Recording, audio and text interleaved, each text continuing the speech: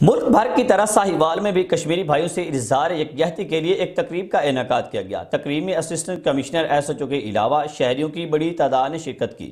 ساہیوال سے مہدی حسن اتھوکا کی رپورٹ۔ میں باغی ہوں جو چاہے مجھ پہ ظلم کرو، اس دور کے رسم رواجوں سے، ان تختوں سے، ان تاجوں سے جو ظلم کی کوکھ سے جنتے ہیں، انسانی خون سے پلتے ہیں۔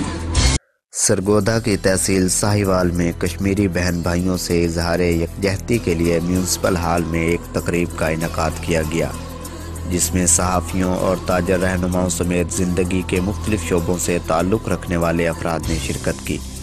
تقریب میں اسسٹنٹ کمشنر ساہیوال اور تھانہ ساہیوال کے ایس ایچ او عبد المجید بھی شریک ہوئے۔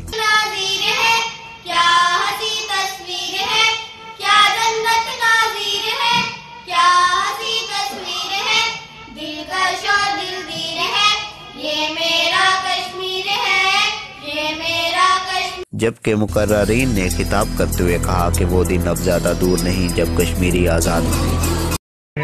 کشمیر دنیا سے کٹ کے رہ گیا ہے۔